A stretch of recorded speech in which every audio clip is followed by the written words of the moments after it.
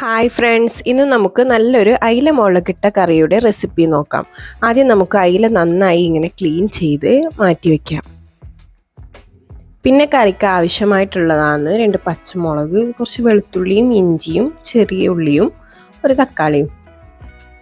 ഞാനിപ്പോൾ ഇതൊക്കെ ഒന്ന് കട്ട് ചെയ്ത് വെച്ചിട്ടുണ്ട്. പിന്നെ കുറച്ച് കറിവേപ്പില എടുത്തു, കുറച്ച് പുളിയും കൂടി വെള്ളത്തിൽ. നമുക്ക് കറി ഉണ്ടാക്കാൻ ആവശ്യമായിട്ടുള്ള ചട്ടി അടുപ്പത്ത് വെച്ച് അതിലേക്ക് ആവശ്യത്തിന് എണ്ണ ഒഴിച്ച് എണ്ണ ചൂടായി വരുമ്പോൾ അതിലേക്ക് ഉലുവയിട്ട് പൊട്ടിച്ച് അതിന് ശേഷം അതിലേക്ക് വെളുത്തുള്ളി ഇഞ്ചിയും എടുത്തിട്ട് പിന്നെ ഉള്ളിയും ഇട്ട് പച്ചമുളകും ഇട്ട് നന്നായി വാട്ടിയെടുക്കാം. അതൊന്ന് നന്നായി വാടിയതിന് ശേഷം അതിലേക്ക് തക്കാളിയും ഇട്ട് തക്കാളിയൊക്കെ ഒന്ന് ഉടഞ്ഞ് നല്ല രീതിയിൽ വാടി കിട്ടണം. ഇതുപോലെ നന്നായി വാടിയതിന് ശേഷം നമുക്കതിലേക്ക് ആവശ്യമായിട്ടുള്ള പൊടികൾ ചേർക്കാം. കുറച്ച് മഞ്ഞൾപ്പൊടിയും ഒരു 3 സ്പൂൺ മുളക് പൊടിയും ഒരു 2 സ്പൂൺ മല്ലിപ്പൊടിയാണ് ഞാനിവിടെ ചേർത്തിട്ടുള്ളത്. മുളക് പൊടി എൻ്റെത് കാശ്മീരി മുളകാണ്, എരിവില്ലാത്തതാണ്.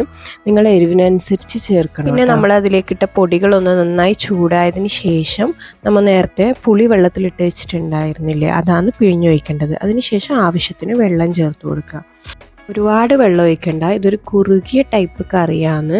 വെള്ളം ഒഴിച്ച് അത് നന്നായി തിളച്ചു വരുമ്പോൾ അതിലേക്ക് അയില ഓരോന്നായി ഇട്ട് കൊടുക്കുക. മുതുമൻ അയില തന്നെയാണ്, ഒന്ന് വരഞ്ഞിട്ട് ഇട്ട് കൊടുക്കുക.